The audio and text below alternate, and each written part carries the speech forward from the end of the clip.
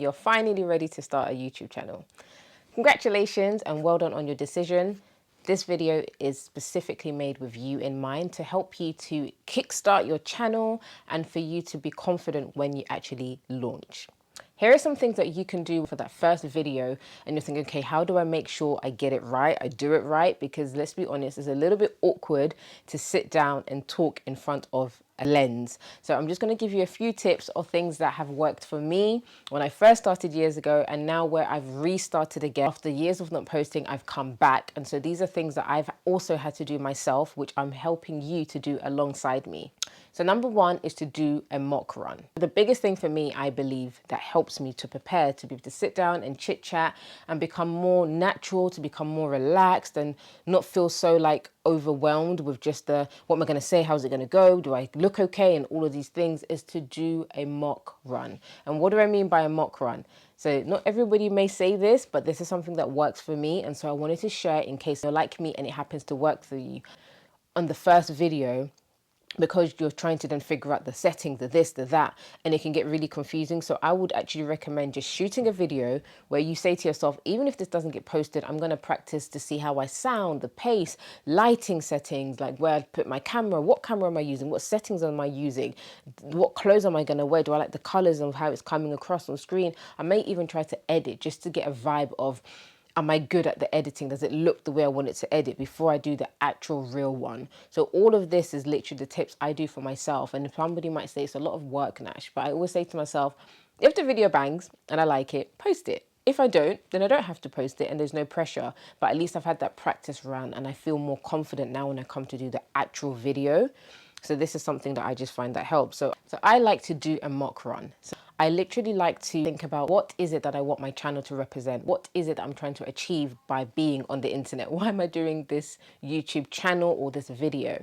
So if it's a video to introduce the channel, or if it's a video where you want to jump straight in, try to plan out, what is the channel for? What is it I'm trying to achieve? Is it a fitness? Is it an educational type of video that I'm trying to do to teach people something? Whether I'm teaching how to make cakes, how to make candles, how to do your hair, or am I teaching people travel hacks, like what I do to get cheaper travels when I go away? Like, what is the purpose of your video? That's like one of the first things you need to think about.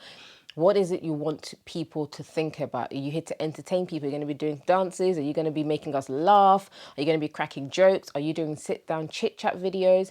I find that once I know the style of what I'm trying to do, is it educate, entertain? Is it a bit of both? Is it to inspire? Once I know what I want to do, then I start to think about the how do I want to do that. Am I doing sit down talking head videos like this? This is called a talking head video, where I'm sitting down and I'm having a bit of a chit chat, but it's also, this is an educational video. I'm trying to educate you and teach you, of course, on how you can get started on that first YouTube video to make sure that you're prepared and that you feel confident when you now emerge onto the internet. Your actual device that you're going to use. So believe it or not, I use my phone for actually recording content for Instagram, for reels and things like that. I also have a camera, which I'm using right now, but you do not need a camera in order to start. I actually started on an old iPhone 7 or something when I first started. Then I kind of just started to regress over time, finally got a camera. And sometimes the camera even just feels like too much hard work. You know, if it's a bit easier, then I'll end up just using my phone. And in terms of settings, if you want another video where I actually talk about settings that I use to create videos using my iPhone, I could actually do a separate video. So just let me know in the comments below. But using your phone, you can get crisp videos. You can get videos that look so good. They look literally high definition. These are videos that I've been able to create right here on YouTube using my phone and just really making sure I position it correctly for lighting and things like that. And it's helped me. So your phone is just enough for you if you want to start. I would set up my tripod. So I have a Vanguard, which I'll link below as well, tripod, but you can use any tripod as long as it's sturdy and you know it can take the weight of your phone or your camera. I like to set up my tripod and actually test out where exactly do I want to position it for when I start doing my official videos. I will position the tripod in different places.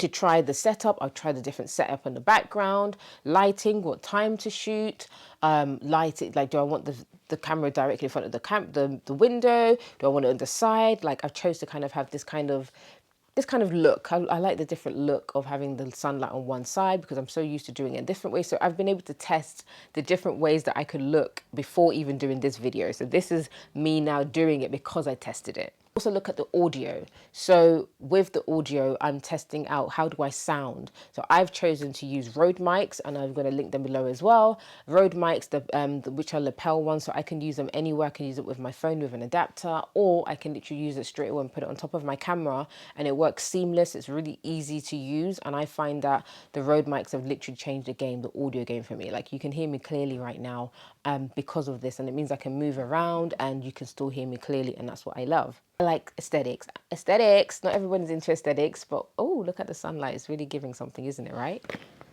That sunlight is giving something. Let me just adjust ISO. Oh, it's a bit too dark. Again, all of these things I can do because of the mics that I've got. So yeah, so then you've got aesthetics. I like a particular look and feel, colors and stuff like that. So you can test the aesthetics.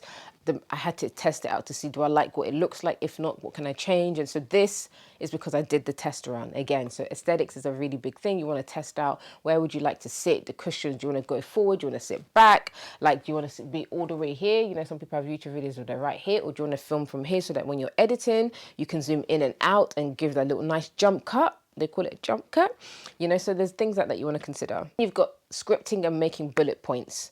I like to do just two different styles. Right now, I've just got bullet points literally on my phone of just what I want to say to make sure that I cover everything I need to say, but I don't like scripts too much because then they make me feel rigid. And I just want to talk to you without feeling like I'm speaking at you, or that I'm not, just the way I would speak if we were literally at a dinner table. This is how I would speak over a dinner table. So I want you to get that vibe. I don't want to be too formal, which leads me naturally into tone, pitch and flow. Sometimes on YouTube, if you talk exactly how you talk day to day, it can seem a bit flat just because of how it comes across on video.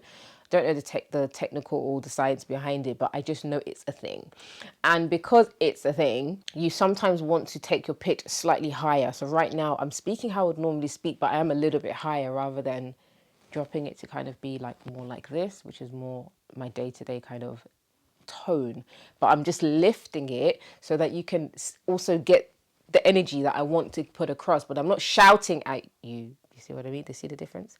I'm just talking with a lot more, just, I don't know, a lot more tone, a lot more, and this is how I speak with my hands. So for me, I don't like to be too formal. It depends on the brand and what you're trying to put across, because branding is also something you've got to think about. How do you want your brand to come across? I like being really relaxed and chilled, easy breezy, because that's my personality, that's me. So because of that, I want the vibe to be easy breezy, homely, because that's what I'm about.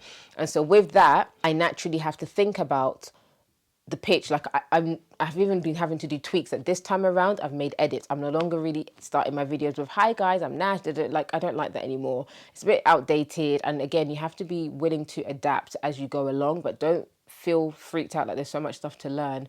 Go at your pace and be easy with it. But by doing a mock run, you can hear yourself, your pace. Do you like how you're coming across? Do you feel like you're doing too much? Sometimes I feel like, you know, we can take on other people's personas. When you watch so much YouTube videos, you can be like, hey girl, when you don't really talk like that because you've seen it. Whereas it's like, okay, what is you? So when you do a mock run, you can watch yourself back and see, do you like how you come across? Is it consistent with who you are and the brand that you're trying to put out there? And so I love doing a test run because it just allows me to see myself and be like, nice, you did too much. Or like, okay, no. And I also sometimes get people who know me, loved ones, to watch it to say, is this the me you know? Because if it's not, I personally don't want to put it out. But others might be comfortable, but I personally don't want to. So I like doing that and it helps me. I've really tried to just be like, I want to talk the way I would talk if we were literally having a coffee date or over dinner or something like that. I would talk like this. This is me. It's not like, hi. And sometimes people do that in front of the camera. You see the lens and all of a sudden it's like, in this video today, we're going to be doing this. And it's just very like, okay. And it works for some people's channels. I've done it for years, done it for over like 13 years on this channel. So I'm not knocking it, but I just think sometimes be willing to do something new, because the newness can help people as well to sort of vibe with you. Lighting, I touched on it a little bit before, but with lighting, you can ever choose to have natural lighting. I like natural light, or you can use artificial lights like ring lights and stuff like that. Both are fine. Just test it out. Test out Do you like the natural light? Do you like the artificial lights, the ring lights, soft boxes? You might not have everything when you start. I think when I started, I didn't have any lighting, so I just used the window for the longest. And then I got some soft boxes, used it for a little bit, didn't really like it. Then I used the ring light, liked it for a little bit, didn't really like it. And then I kind of went back to natural light because I'm like, it's easier for me and I enjoy it. I know people who do YouTube a lot more than me, or people who have been doing YouTube and are really into tech might be like, Nash, you could do this to change it. And it's true. But this is what works for me for now. And so I kind of just own it and make it the best that I can make it. And I think the video is not too bad. What do you think? Is it a bad video? I don't know. I think it's fine. So you can also test your lighting during your mock time. Another thing as well that you can test is your makeup. I actually have YouTube makeup, which is different to everyday makeup, because I don't want to be doing like all the layers. Not that I do a lot, to be honest. I'm not a makeup person, but I'm speaking like right now like I am, so work with me. Like, I don't want to be doing all the layers and using my good foundation and all of that stuff. So I actually have YouTube makeup, and then I have normal makeup. It sounds a bit like really Nash, but that's me. I don't know if other people do it, but I do. So consider what makeup look you want to do if you're going to be coming on here looking, with makeup on. I just like to put a little bit just because I want to look elevated. I'm like, what if the video goes viral? If I become, I don't know, people now start cutting my video up. I want to look the best I can. You never know, especially in this generation. People be print screen recording and putting you all sorts of places. So I want to look my best, feel my best, and feel confident in the content I'm putting out. So I will practice and test out my lip color against different things. Hair, how I might do my hair.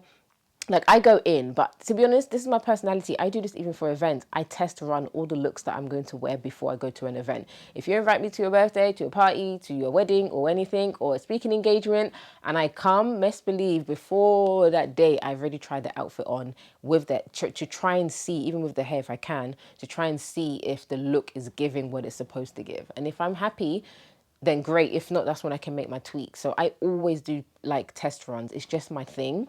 And that's why I'm sharing with you what works for me. Test runs works for me. It makes me feel confident when I do the real thing. It makes me feel like I know what I'm talking about, what I'm doing, or okay, I don't know. Like, I've done videos and I've shown it to Arnold. I'm like, Arnold, I fumbled.